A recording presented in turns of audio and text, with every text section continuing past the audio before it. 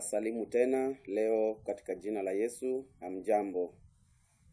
Ni mara nyingine tumerudi hapa kwa ajili ya kuendeleza mafundisho yetu ya Bible study kuhusiana na somo ambalo tumeendelea nalo katika sehemu ya kwanza ya somo hili kuu, kichwa kikuu cha wanawake 7, ambapo tunashughulika na Isaya mlango wa 4 na fungu moja la kwanza. Kwa hivyo ili tuingie katika sehemu ya pili ya somo hili, tutaenda kuomba.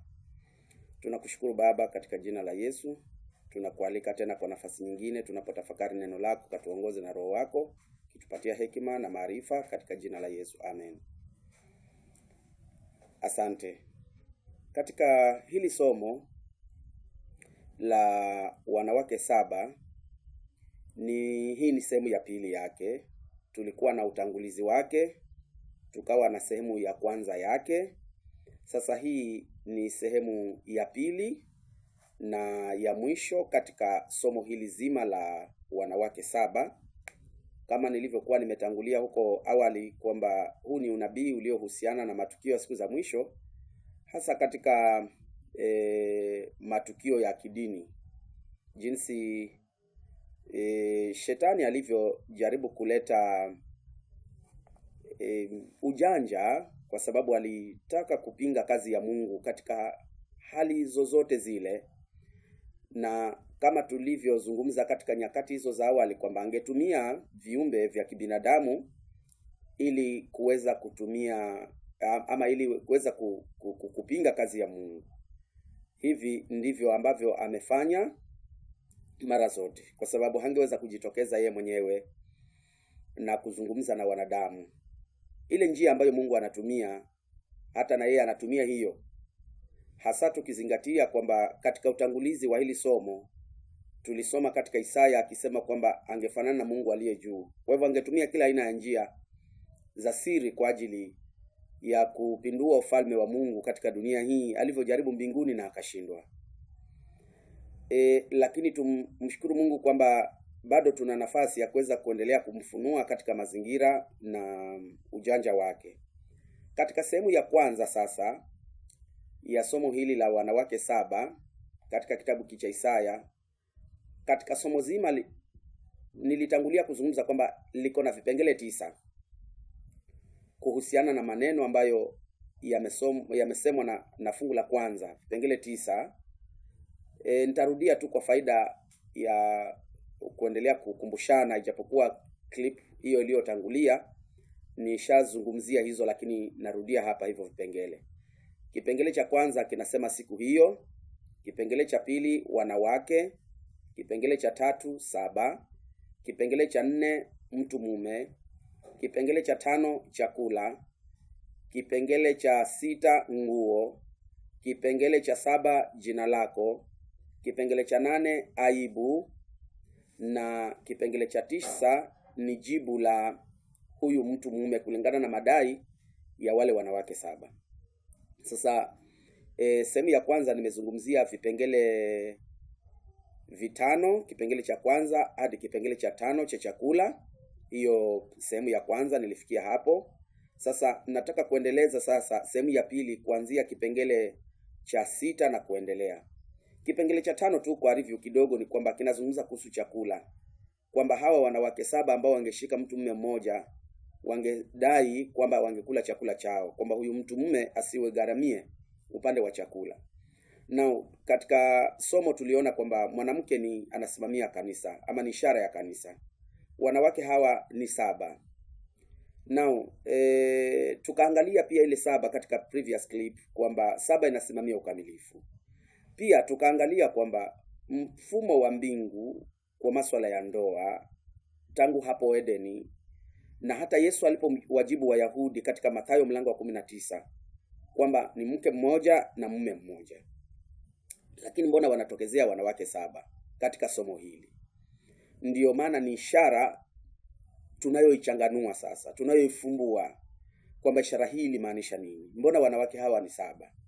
Tukaona kwamba 7 ni ukamilifu, ndiyo, Lakini kwa muktadha kwamba ni masuala yanayohusiana na ndoa, kwamba wanawake hawa watashika mtu mume mmoja, haya ni masuala ya ndoa, kwamba haingewezekana kwamba mwanamke atokezee ama wanawake watokezee na washike mtu mume mmoja, waseme watakula chakula chao, lakini waitwe kwa jina lao, kwa jina la huyu mtu.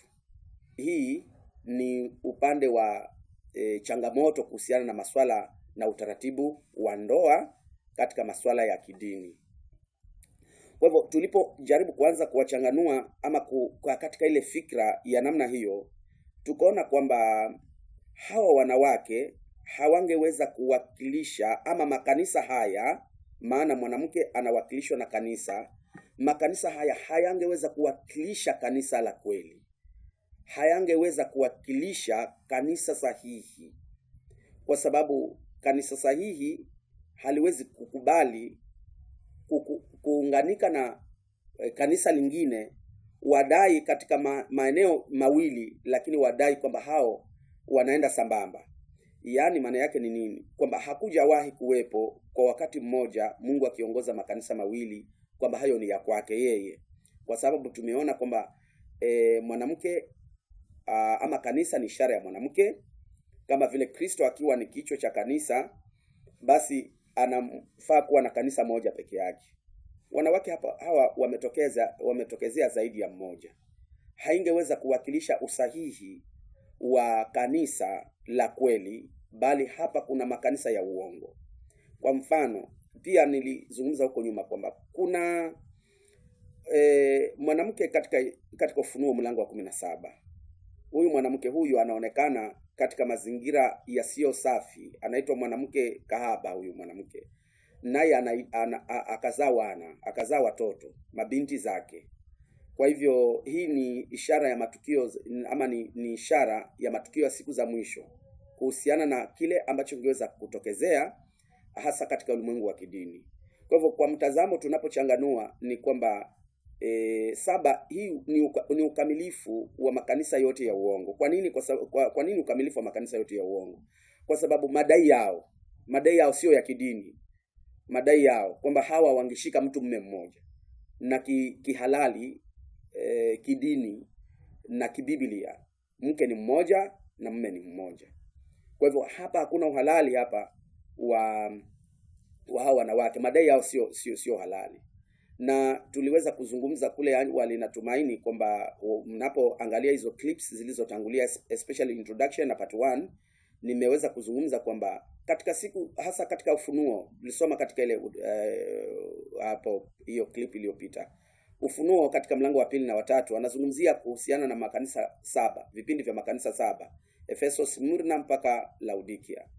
Unabii huu ulikuwa umelenga, lakini ukiangalia vizuri kabisa katika historia ni kanisa moja lililotembea katika vipindi.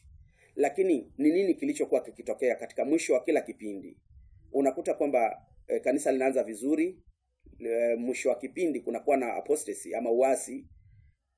Uasi huu unaleta mchekecho, na wanabaki wachache, wale waaminifu wanaunda kipindi kingine. Lakini wale ambao wanabaki, wale ambao wanatoka, sio kwamba wanatoka kuwa watu wa dunia, kwamba wanaacha kabisa mambo na dini. Hapana, lakini wanaingia katika mafundisho ya uongo na kuunda mifumo mingine ya kidini ya uongo.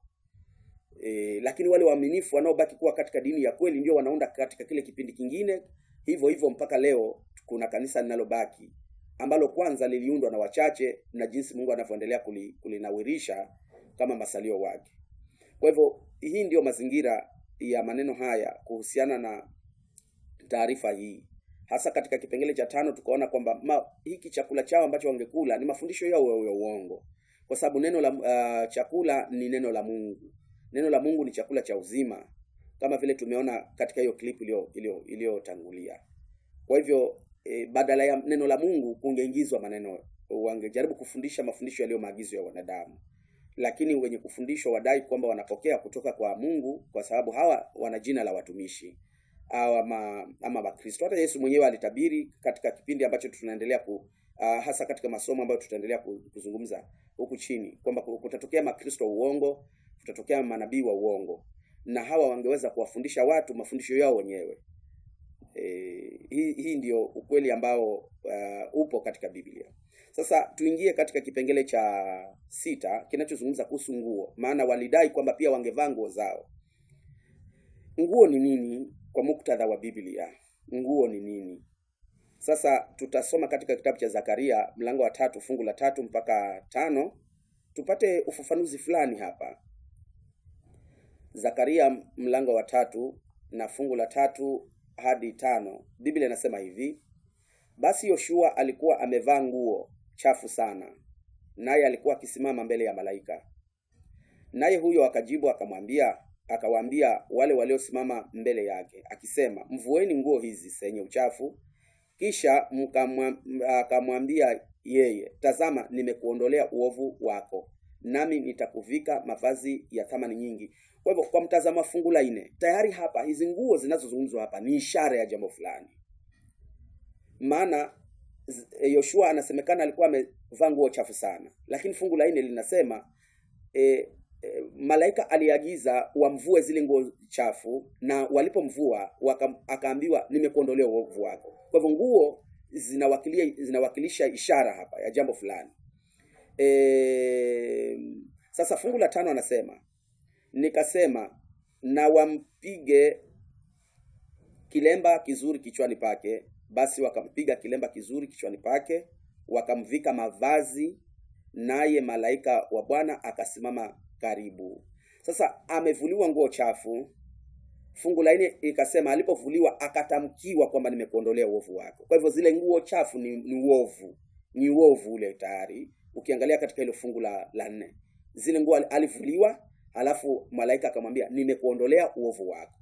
Kisha fungu la 5 anavikwa mavazi tena mengine. Ndipo malaika anasimama karibu naye. Mavazi haya mengine ni nini? Basi tunaendelea kutafuta ushahidi, ndipo tuweze kuangalia sasa madai ya wale wanawake wakisema tutavaa nguo zetu. Sasa fungu la 5 linazungumza kuhusu Yoshua anavikwa mavazi ya thamani. Mavazi ya thamani, mavazi ya huyu malaika anayesimama karibu naye. Lakini hawa tayari kwa njia hii tunaona wanakataa haya mavazi, wanasema tutavaa yetu haya mavazi. Kwa mfano huu, basi tuendelee kuchanganua zaidi, tuangalie nguo zinasimamia nini, tujaribu kutafuta ushahidi, kisha tukihitimisha tutakuwa tuna uhakiki wa kile tunachozungumza. Basi tusome tena katika kitabu cha Mathayo mlango wa 22 fungu la kuanzia 11. Mathayo 22 na fungu la kuanzia 11.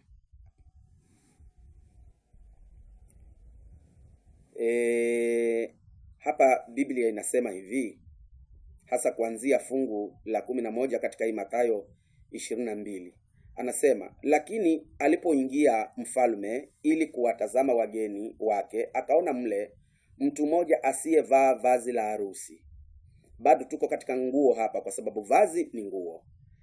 Lakini hapa anaonekana huyu mtu huyu mfalme alipoingia kuwakagua wageni akapata kuna mtu ambaye hajavaa vazi la harusi. 12 anasema, akamwambia, rafiki, uliingiaje humu nawe huna vazi la harusi? Naye akatekewa. 13 anasema, mfalme akawaambia watumishi, mfungeni mikono na miguu, mchukueni mkamtupe katika giza la nje, ndiko kutakuwako kilio na kusaga meno. Verse 14 anasema, kwa maana waitwao ni wengi bali wateule ni wachache. Now tunataka kuunganisha jambo hapa mpaka fungu la 14 is very very important verse, kwamba waitwao ni wengi, wateule ni wachache. Tuangalie hiki kisa. Huyu mfalme aliyefanya karamu ya harusi akaita wageni waje karamuni, lakini ilikuwa kwamba wakati mtu anapokuja kuingia katika lile jumba la harusi avue mavazi yake aliyokuja nayo, lakini avae mavazi ya harusi kulingana na mafungu jinsi yanavyoongelea hapa. Kwa sababu anasema aliingia akakagua akapata kuna mmoja ambaye hakuwa amevaa vazi la harusi. Sio kwamba alikuwa aje nalo yeye mwenyewe huyo mtu aliyealikwa, lakini alikuwa amealikwa akija atoe yake avalishwe mavazi ya harusi. Lakini kuna mtu mmoja hapa ambaye alikaidi ili agizo ama alikaidi haya maelekezo. akaingia na mavazi yake. Wenzake wote wakapatikana wana mavazi ya harusi, lakini yeye aliingia na mavazi yake. Ndipo ikaonekana kwamba huyu hakutekeleza. Kwanza nataka tuelewane vizuri kwamba ile adhabu anayopewa sio kwamba inaonyesha kwamba alikuwa atengeneze mavazi yake, kwa sababu pengine haikukaguliwa kwamba hakuulizwa maswali, je, hukuwa na pesa ya kutengeneza au vipi? Hiyo direction hawakuenda. Ni sahihi kwamba hakuwa tafute pesa yake atengeneze mavazi, lakini alikuwa aje achukue. Kwa hivyo alikuwa atii ile amri, atii lile agizo. Ndio adhabu anayopewa ni kwa sababu alikaidi agizo, maana mavazi hayakuwa yake, alikuwa anapewa. Kwa hivyo kwake yeye alikuwa ni akubali tu peke yake. Alikuwa kubali yale mavazi, maana alikuwa anapewa. Kwa sababu angekuwa atengenezea kwake, pengine angeeleza mimi sikuwa na pesa, labda angeeleweka, lakini hakukuwa na hiyo direction kwamba atengeneze ya kwake. Alikuwa aje achukue mavazi ambayo alikuwa yako tayari, lakini yeye akakaidi ile agizo. Ndio Biblia inasema kwamba aliagizwa afungwe, atupwe kule nje, kutakuwa kilio na kusaga meno. Lakini fungu la 14 liko very interesting, kwa sababu tutaliunganisha na fungu lingine hapa ndio tupate jawabu la vazi hili ni nini ambalo linazungumzwa hapa. Vazi la fungu la 14 linasema, kwa maana waitwao ni wengi, wale waliitwa wale waje karamuni, na walipokuwa waje, wanapofika wapewe vazi la harusi, wachukue vazi la harusi waingie ndani ya jumba la harusi. Sio walikuwa waingie na mavazi yao. Kwa hivyo wakaitwa wengi, lakini walioteuliwa walikuwa wachache, kwa sababu kuna huyu mtu mmoja, mfano wa huyu mtu mmoja ambaye alikaidi agizo la kuchukua vazi la harusi pale kabla aingie kwenye jumba la karamu. Sasa hili linatupatia picha gani? Hebu tuendelee kuongeza mafungu mengine tupate uhakiki wa jambo hapa. Tusisahau fungu hili la Mathayo sasa hivi tulilosoma kwamba wanaoitwa ni wengi lakini wateule ni wachache. Tuunganishe na Warumi mlango wa 8 na fungu la 30. Warumi mlango wa 8 na fungu la 30, tupate kuangalia ni nini kinachoendelea hapa katika mafungu haya ya Biblia. Warumi 8 fungu la 30 linazungumza maneno haya. Warumi 8:30 nasema hivi: na wale aliowachagua tangu asili, hao akawaita, na wale aliowaita, hao akawahesabia haki, na wale aliowahesabia haki, hao akawatukuza. Mathayo alisema katika fungu la 14, waitwao ni wengi bali wateule ni wachache. Warumi anasema hao aliowaita akawahesabia haki. Kwa hivyo wale walioitwa katika karamu ya yule mfalme, hasa ya harusi katika Mathayo, walioitwa walikuwa waje wahesabiwe haki, na mfalme huyu ni Yesu Kristo. Katika kitabu cha Mathayo, mfalme huyu anayealika watu, Yesu Kristo alikuja kuwaalika, kuwatafuta wanadamu, kuwaalika kwenye harusi yake ya mwana kondoo. Hasa nataka tuangalie katika kitabu cha Ufunuo. Ufunuo mlango wa 19. Alafu tunasoma fungu la 7 kisha tusome fungu la 9. Anasema, na tufurahi, tushangilie, tukampe utukufu wake, kwa kuwa harusi ya mwana kondoo imekuja na mkewe amejiweka tayari. Katika Mathayo anazungumza harusi ya mfalme aliyealika watu kuja katika harusi. Harusi hii, mfalme huyu ni mwana kondoo ambaye ni Yesu Kristo. Hii ndio ile ilikuwa ni ishara, ile ilikuwa mfano. Yesu alitoa mfano kuhusiana na mfalme aliyetengenezea watu ambao alialika watu kwenye harusi. Ule ilikuwa ni mfano Yesu anatoa ule. Lakini uhalisia wa mambo Yesu alikuwa anazungumza kuhusu yeye mwenyewe.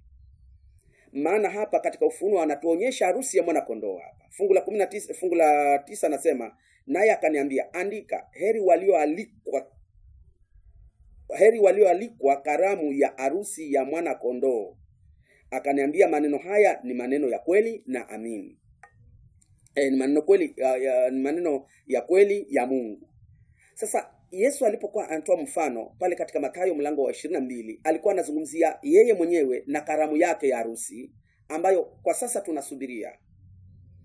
Sasa tukirudi sasa kutafiti katika kitabu cha Warumi mlango wa 8, tukijaribu kutafiti sasa vazi hili ambalo hawa watu walikataa kulivaa katika karamu ile ya mwana kondoo katika kitabu cha Mathayo, tunaona katika Warumi kwamba ni haki ya Kristo, kwa sababu waliitwa Warumi anasema hao aliowaita aliwahesabia haki. Hiyo Warumi mlango wa 8. Wale aliowaita aliwahesabia haki. Walipokuja aliweza kuwahesabia haki. Katika ile karamu katika Mathayo ni kwamba wakati walipokuwa wameitwa kuja katika karamu hii ambayo ni ya harusi, walikuwa wahesabiwe haki. Na kama vile nimesema kwamba ile ilikuwa ni mfano, lakini ufunuo anatuzungumzia wazi kwamba karamu hii ya harusi ilikuwa ni ya mwana kondoo. Yesu mwenyewe alikuwa akizungumza habari zake yeye mwenyewe katika Mathayo, katika ile Mathayo 22. Yesu alikuwa anazungumza habari zake na wale aliokuja kuwatafuta sisi wanadamu, ambao alikuja kututafuta sasa baada ya kuingia katika dhambi. Alikuja tena kututafuta, kutualika kwenye furaha ya karamu ya harusi ya wokovu hii sasa. Lakini katika mazingira akipeana picha na somo zuri kwamba walioalikwa walikuwa aje awahesabie haki kwa muktadha wa Warumi 8 na fungu la 30, kwamba aliowaita alikuwa anawahesabia haki. Lakini huyu mtu ambaye tunamwona katika Mathayo kwamba anakataa kuvaa vazi la harusi, lakini anaingia na vazi lake. Kwa hivyo hili vazi la harusi ni haki ya Kristo.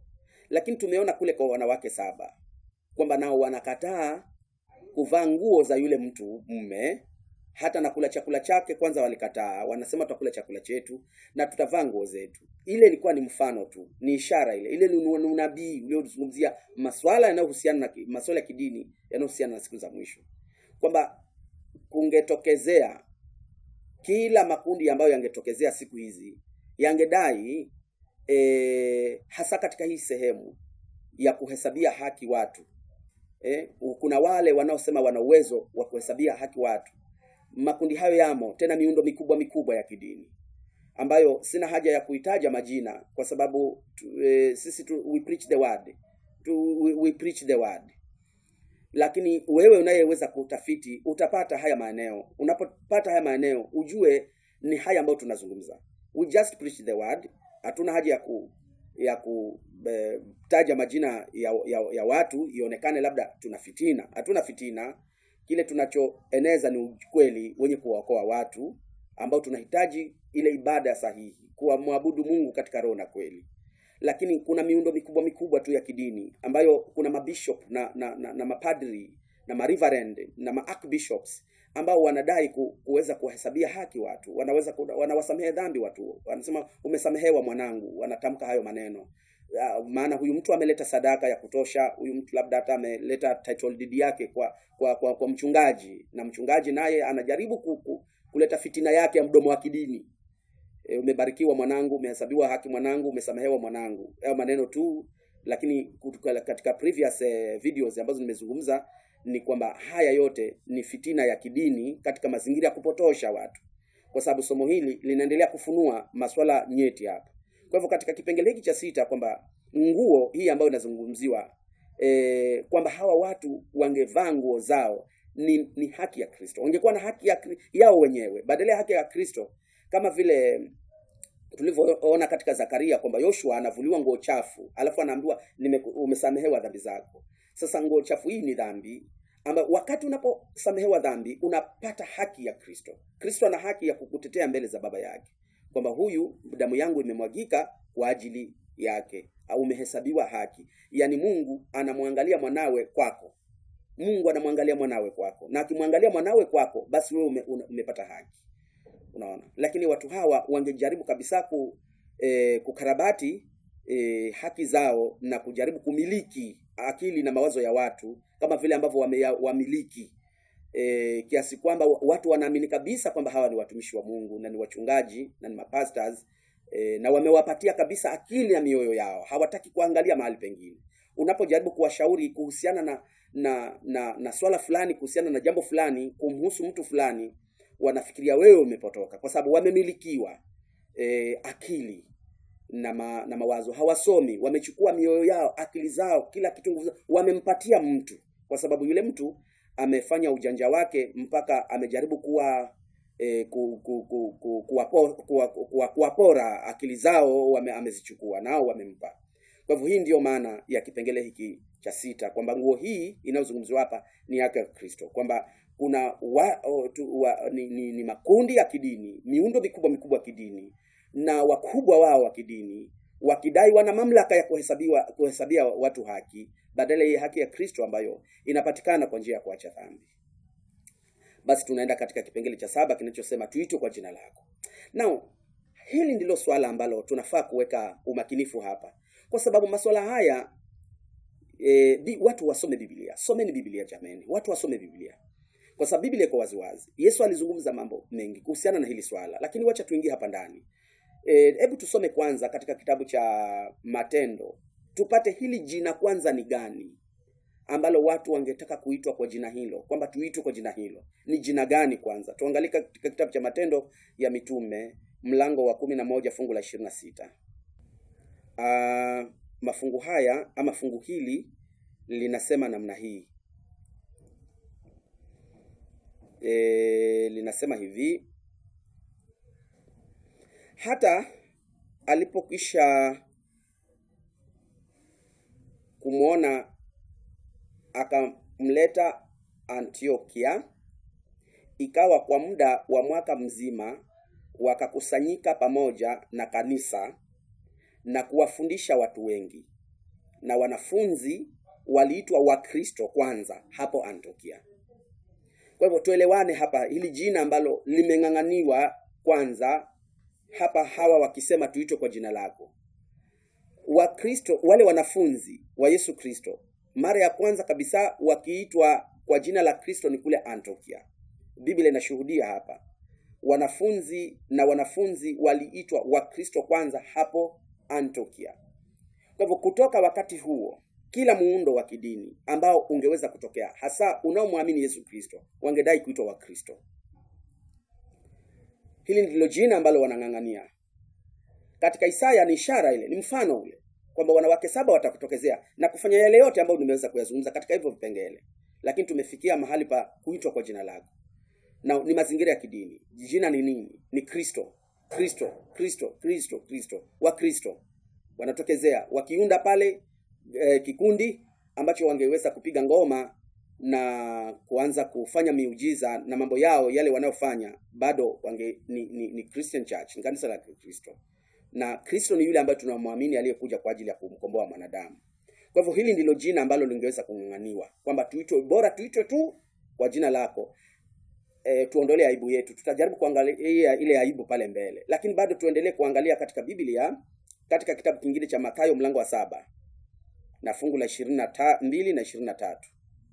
Tuone na Yesu mwenyewe anasema nini kuhusiana na matukio haya. Mathayo mlango wa 7, Mathayo mlango wa 7 fungu la 22 na 23. Yesu anasema nini kuhusiana na jina hili? Kwa sababu katika Matendo tumeona kwamba Wakristo mitume, wanafunzi waliitwa Wakristo kule Antiokia mara ya kwanza. Lakini Yesu naye anasema nini? Mathayo 7:21-22. Si kila mtu aniambiaye Bwana Bwana atakayeingia katika ufalme wa mbinguni, bali ni yeye afanyaye mapenzi ya Baba yangu aliye mbinguni. 22. Wengi wataniambia siku ile, Bwana, Bwana, hatukufanya unabii kwa jina lako, na kwa jina lako kutoa pepo, na kwa jina lako kufanya miujiza mingi? Tuitwe tu kwa jina lako. Katika Isaya tuitwe kwa jina lako. Na Yesu anakuja hapa anasema hatukufanya unabii kwa jina lako, yaani yeye Kristo, kwa jina la Kristo. Tumetoa pepo kwa jina lako, tumetufanya unabii kwa jina lako, tuitwe kwa jina lako. Wale watu wamefanya yote kwa jina la Kristo, bora waitwe kwa jina lako, bora waitwe kwa jina la Kristo. Lakini 23 anasemaje? Ndipo nitawaambia dhahiri, sikuwajua ninyi kamwe, ondokeni kwangu ninyi mtendao maovu.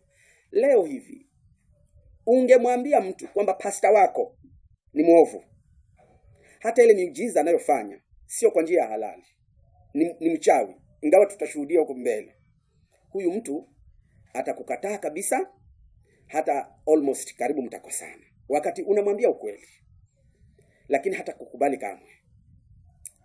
Lakini kulingana na Biblia, haya tutakuja kutana hanayo hapa.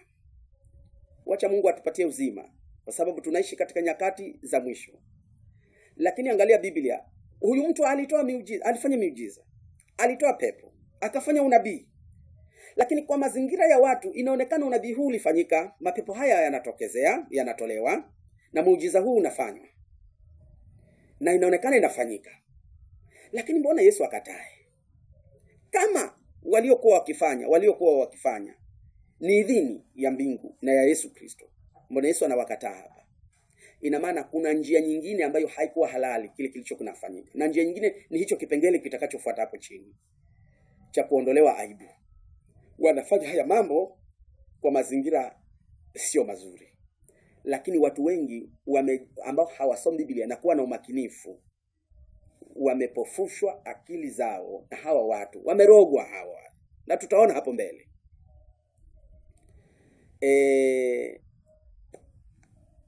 Hebu tuangalie ushahidi mwingine katika Biblia bado. Hapa tumesoma Mathayo 7 na fungu la 22-23.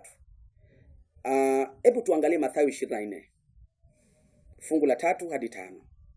Anasema hivi: hata alipokuwa ameketi katika mlima wa Mizeituni, wanafunzi wake wakamwendea kwa faraga wakisema, tuambie mambo hayo yatakuwa lini, nayo ni nini dalili ya kuja kwako na ya mwisho wa dunia? Yesu alikuwa amezungumza na wanafunzi wake akiwaambia mambo mengi kuhusiana na matokeo ya unabii aliyokuwa anazungumzia. Ukiangalia hapo kuanzia fungu la 1 na fungu la 2 utapata kile kisa. Ndipo wanafunzi walipovutiwa, ikabidi wamwendee kwa faraga kumuuliza mambo hayo yatatokea lini na dalili ya kuja kwako na mwisho wa dunia ni nini. Wakamuuliza hilo swali. Yesu anatoa majibu. Yesu akajibu akawaambia, angalieni mtu asiwadanganye. Alianza tu kwa sababu anajua kwamba kungekuwa na udanganyifu. Na udanganyifu unatoka wapi? Tulisoma katika Mathayo katika Yohana mlango wa 8 kuanzia fungu la 44. Mathayo 8:44. Tunaona kwamba shetani ni muuaji na ni muongo. Tangu mwanzo anasema asemapo uongo asema maneno yake mwenyewe, kwa sababu yeye ni muongo na baba wa huo. Na shetani angetumia wanadamu kuwadanganya wanadamu. Ndio maana Yesu akatangulia kusema kwamba angalieni mtu asiwadanganye. Hilo ni fungu la 4. Lakini fungu la 5 anasema kwa sababu wengi watakuja kwa jina langu wakisema mimi ni Kristo, nao watawadanganya wengi. Unaona sasa, wengi watakuja kwa jina langu. Ni wangapi wametokezea leo? Unabii wa Yesu umetimia na watu wanatokezea bado. Lakini watu ukiwasomea hapa na kujaribu kuwaambia muwe makini, wataona kwamba wewe umepotoka. Hawajachukua tahadhari. Watu wamejiruhusu wadanganywe. Lakini hawa watu wanakuja kwa njia ya wametumia shetani amejaribu kuwapatia akili ya watu ya ni namna gani wangekuja kwa watu ili wawadanganye na watu waamini. Kwa hivyo ile njia wanayokuja nayo ina maana hata wewe uliye innocent ambaye huna hatia kabisa kumwendea huyu mtu kumkomboa kwenye kifungo hiki cha kutekwa akili. Unapoenda kumkomboa inakuwa ngumu, kwa sababu yale mazingira waliokuja hawa watu ambao wamepotoshwa wamekuja katika mazingira mengine tofauti. Kama vile Hawa alivyofikiwa na shetani pale Edeni, aliambiwa maneno mazuri tu. Hawa akaona kwamba kumbe haya yanafaa kuhusiana na kudanganywa kwake alikodanganywa. Kwa hivyo leo wametumia njia nyingine, kama vile mlango wa 7 tuliosoma kwamba wanafanya miujiza, wanaponya magonjwa. Hakuna mtu ambaye hataki kuwa mzima. Kila mtu anataka kuwa mzima. Na Kama kuna njia ya rahisi ya wewe kuwa mzima na ujulishwe kwamba ndio njia hii, lazima utajaribu. Kumbe kwa njia hii umetekwa, unarogwa, na watu wanarogeka. Kwa sababu hawa wanaokuja kwa njia muujiza hawa, tumeona katika Mathayo 7 kwamba Yesu anawakataa. Hata ijapokuwa kwa wanadamu waliwaona wakifanya miujiza, lakini miujiza hii ilikuwa inafanywa kwa njia namna gani? Kwa hivyo wanasema kwamba wengi watakuja kwa jina langu wakisema mimi ni Kristo, na watawadanganya wengi. Na kweli watu wamedanganywa wengi leo hivi. Wamedanganywa watu wengi. Lakini la kusikitisha ni kwamba watu wamedanganyika kisha wanaporwa pesa, imagine. Na wanapeana wenyewe. Hawa ni watu conman. Unajua conman sio kama mwizi. Mwizi ni tofauti na conman ni mtu tofauti. Kwa sababu mwizi anakuja kukuibia wakati haupo. Ananyemelea kitu cha kwako aje aibe. Lakini conman unampa mwenyewe kwa maneno yake mazuri tu. Anakupiga lugha nzuri mpaka utatoa umpe. Kumbe anakukon. Ndivyo walivyo hawa wanaoitwa kwa wachungaji. Wanawakon. Wanawaambia maneno mazuri. Utanunua gari, mwaka wako ndio huu, kama vile tumeingia 2026 sasa, utakuwa hata mabango mengi katika madhehebu na nyumba zinazoitwa za kuabudu kwamba mwaka wako ni huu. Na mwaka unapoisha, unapokosa, unapomwendea pastor, yule anaitwa so called pastor, kwamba vipi, mbona sijapata? Anakuambia imani yako ilikuwa hapa. Mbona wenzako walipata? Hapana. Kama kuna walipata kwa sababu walifanya kazi. Sio kwamba walienda wakaombewa wakapeana pesa hapo wakakaa nyumbani alafu gari likaja. Walifanya kazi. Walifanya kazi. Lakini kuna wale waliojiruhusu kuchukuliwa kabisa na akili za hawa na wakaamini hivyo. Halafu hawa mapasta hawakosi lugha za kukutibu ama kukutibua, wa kuonyesha kwamba wewe bado ndio una hatia, kwamba kwa nini hujapata, kwamba imani yako ilikuwa hapa. Kumbe ni yeye alikudanganya. Inasikitisha. Wengi watakuja kwa jina langu wakisema mimi ni Kristo, nao watawadanganya wengi. Kwa hivyo hili jina hapa kwamba tuondolewe, tuitwe tu kwa jina lako, ni jina la Kristo. Isaya alitabiri matukio siku za mwisho na yanatukia, tunayoona kwa macho. Tuitwe tu kwa jina lako, utuondolee aibu yetu. Tumeona kwamba wanafunzi waliitwa wa Kristo kwanza pale Antiokia, na jina hili likaenea kila mahali mpaka leo tunaita wa Kristo. Ukiangalia historia ya kuitwa kwa wa Kristo hawa wanafunzi, hili jina lilitoka tu kwa kejeli. Walikuwa wanawakejeli yani, kwamba hawa ni wa Kristo hawa. Maana walikuwa wanaongea Kristo, wanahubiri Kristo, wanaamini Kristo. Mpaka waliokuwa kando kando wakiwasikiza wanasema hawa hawana mtu mwingine kabisa wanaoita isipokuwa ni yule tu Kristo. Wale ambao walikuwa wamemdharau na kutomwamini Yesu, waliwapatia hili jina kwa kejeli. Kumbe ni jina zuri ambalo walikuwa wanawapatia. Ndio maana mpaka leo jina la Kristo linaaminiwa na mamilioni ya watu duniani leo. Ni kweli Yesu Kristo tunafaa kumwamini. Lakini watu wametumia hili jina kujinufaisha wao wenyewe. Wametumia hili jina kujinufaisha wao wenyewe. Shetani ametumia hii njia kujaribu kuwavuta watu wengi kwake, wao wasijue. Na watu wamenufaika kwa jina hili. Mtu anaenda kutafuta capital, hata kama ni 1,000,000. Anaenda kukodisha hall. Baada amesoma Biblia kiasi. Ametafuta edha hata kama ni mikopo, ameenda kukopa pesa. Bora tu amekodisha hall, amenunua vyombo, ameweka kila kitu pale. Halafu anaanza kupiga na ngoma na watu wanakuja. Halafu anaenda mahali ambapo tutasoma katika kipengele kinachofuata. This is serious. Hili jambo linasikitisha. Now tuende kwa kipengele kingine hapo sasa, kipengele cha 8 cha aibu. Utuondolee aibu yetu. Ni aibu gani hii ambayo wangetaka kuondolewa hawa watu? Hawa wanawake ambao ni makanisa, waitwa kwa jina lako, sasa ni wa Kristo. Utuondolee aibu yetu. Ni aibu gani? Hebu tusome katika kitabu cha Matendo ya Mitume mlango wa 8 na fungu la 9 hadi 11. Tusikie ni nini kinaendelea hapa. Fungu la 9 hadi 11 anasema, na mtu mmoja jina lake Simoni.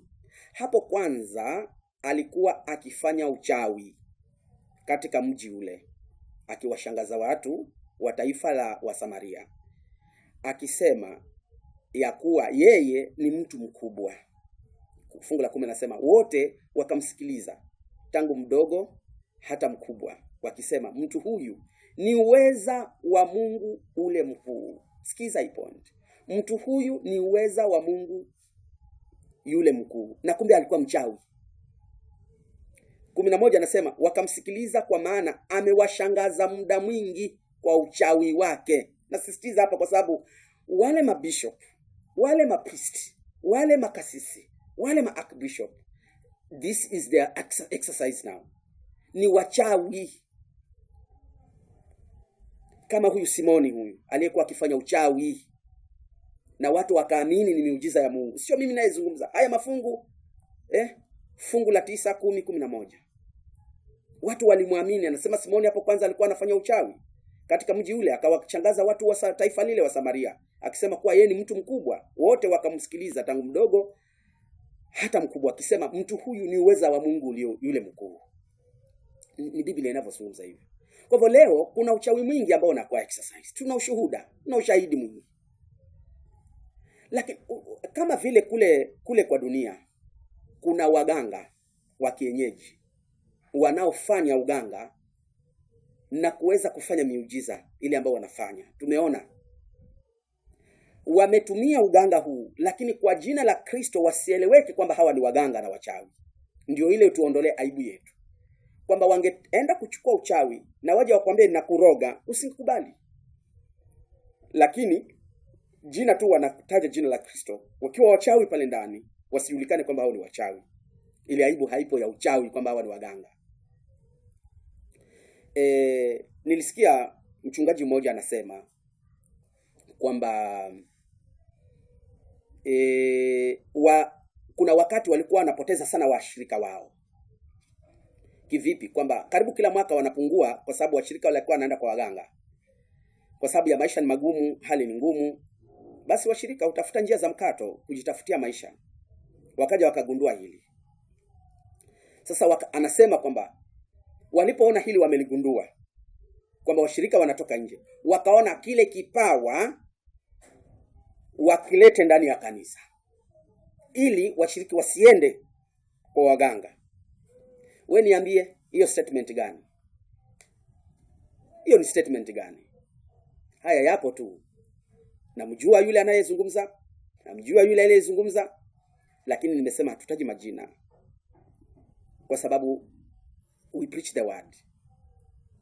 Lakini kwa hivyo ile aibu ambayo hawa wanawake 7 walitaka waondolewe ni kwamba hawa watu ni wachawi. Wanaenda China, sijui wanaenda Nigeria, sijui wanaenda wapi, wanatafuta uganga. Kuna waganga by the way. Wanakuja kufanya vitu vingine vya urongo, vingine ni uchawi kweli umenoga, unafanya kweli ule uchawi. Mpaka wanafikiria kwamba ni muujiza kweli, watu wanaona kabisa kwa macho. Na watu wanaamini kwamba huyu pastor wangu anafanya miujiza, amefufua mtu, ameponya mgonjwa. Kumbe ni mchawi, kama huyu Simoni hapa ambaye Biblia inazungumza alikuwa mchawi na watu wengi walimwandamia. Uchawi unafanyika leo. Hiyo ndio, lakini hamuwezi kujua kwa sababu watu wanafanya kwa njia ya kuitwa wa Kristo. Hiyo ndio aibu ambayo walidai wanapoitwa kwa jina la Kristo. Hii aibu kwamba hao ni wachawi japokuwa wanafanya uchawi hapo ndani, wasiweze kueleweka. Tumalize na kipengele kile cha mwisho. Jibu sasa la huyu mtu mume aliwajibuje? Aliwajibu nini? Kwa sababu walidai hayo madai. Sasa aliwajibu vipi? Hicho ni kipengele cha 9 sasa. Wimbo ulio bora, mlango wa 6, na tunaanzia fungu la 8. Nasema hivi. Fungu la 8 nasema hivi: wako malkia 60 na masuria 80 na wanawali wasiohesabika. Hua wangu mkamilifu wangu ni mmoja tu, mtoto wa pekee wa mamaye, ndiye kipenzi chake aliyemzaa. Binti wakamwona wakamuita heri. Malkia na masuria nao wakamwona wakamsifu akisema. Fungu la 10: ni nani huyu atazamaye kama alfajiri, mzuri kama mwezi, safi kama jua, wa kutisha kama wenye bendera? Sasa sikiza haya maneno. Wako malkia 60. Now, malkia ni nini? Ni wanadamu wa jinsia gani? Hawa ni wa jinsia ya kike. Hawa wamehesabiwa ni 60. Na masuria masuria 80. Masuria ni akina nani? Hawa pia ni wanadamu wa jinsia ya kike, lakini wanasemekana ni 80. Na wanawali wasiohesabika. Wanawali ni akina nani? Ni wanadamu wa jinsia ya kike, wasichana hawa.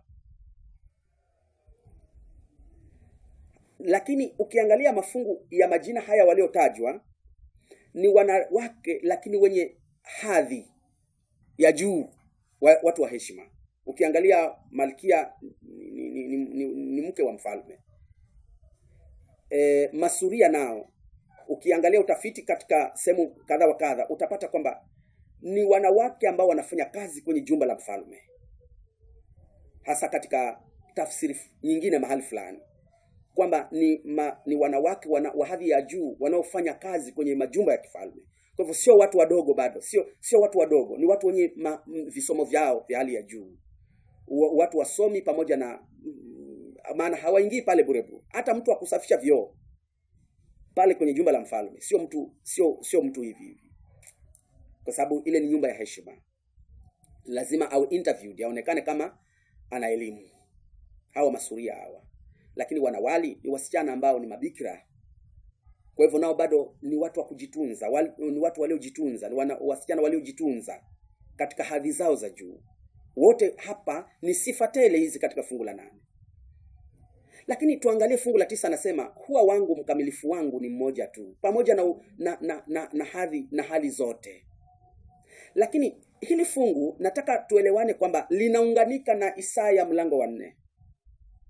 Hili fungu la wimbo ulio bora linaunganika na Isaya mlango wa 4. Kivipi? Isaya mlango wa 4, ile fungu la kwanza anasema wako wanawake 7. Tukatafsiri 7 tukapata huwezi hesabu. Ni kitu kilichokamilika. Ukiangalia katika hiyo clip iliyotangulia, hiyo part 1, utapata tumeeleza tukiangalia katika ushahidi wa 7 maana yake ni nini. Tukapata kwamba hii huwezi hesabu.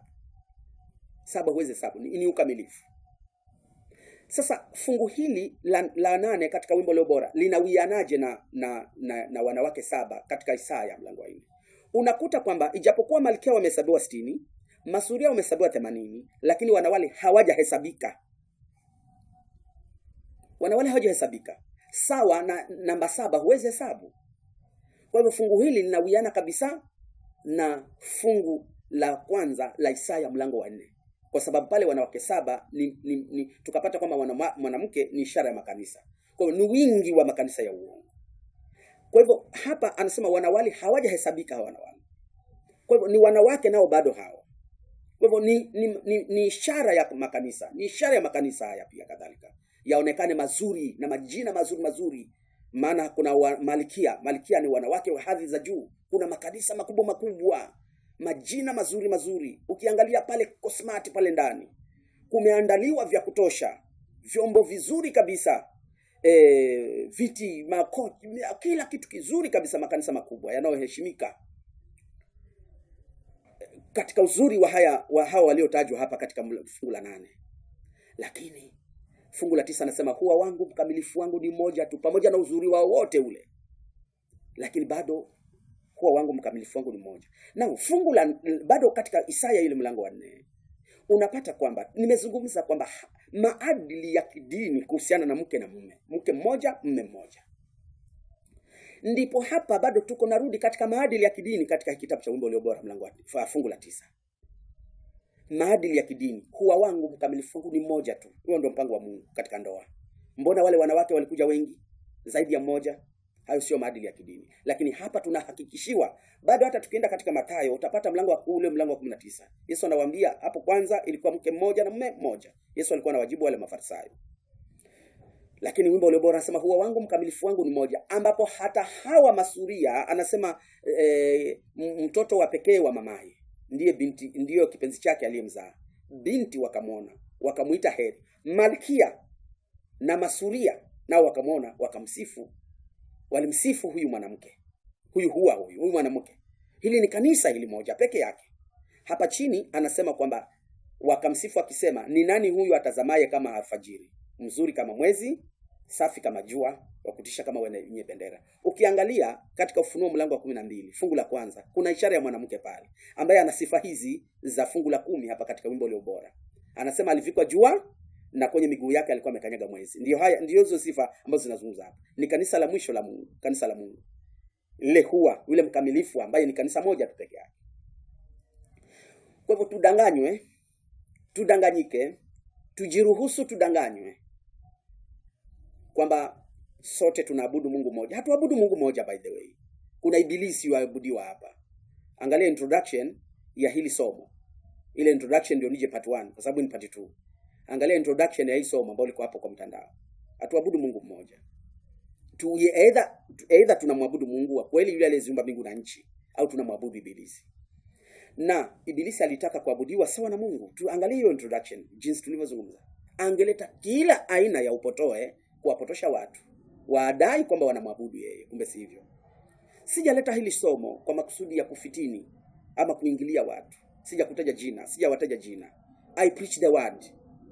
Na hubiri neno la Mungu peke yake jinsi linavyozungumza, lakini kwa makusudi kwamba tunahitaji wokovu, tunahitaji kukombolewa. Kwa hivyo nimechanganua hivi vipengele vyote 9 sasa, kutoka introduction part 1 na hii part 2. Hivi ndivyo shetani anaabudiwa katika dunia hii. Lakini kuna kanisa la Mungu peke yake. Huwa wangu mkamilifu wangu ni mmoja. Mtoto wa pekee wa mamaye ndiye kipenzi chake alimzaa. Mpaka wale malkia, wale masuria nao wakamsifu wakimwambia, huyu ni mzuri kama mwezi, ni msafi kama mwezi. Anasema kwamba ni nani huyu atazamaye kama alfajiri, mzuri kama mwezi, safi kama jua. Ni kanisa la Mungu peke yake, moja tu peke yake. Huwa wangu mkamilifu wangu ni mmoja. Ni njia nyembamba iendayo uzimani. Njia ni mbili, kuna ile ya upotevu na ile ya uzima. Tusidanganywe. Tumedanganywa na uchawi wa hawa wanaotuletea. Tumeona katika hili somo wakitufanyia miujiza tukidhani tunapona, lakini si haki. Bwana tusaidie tunapoendelea kutafakari haya katika jina la Yesu. Amen.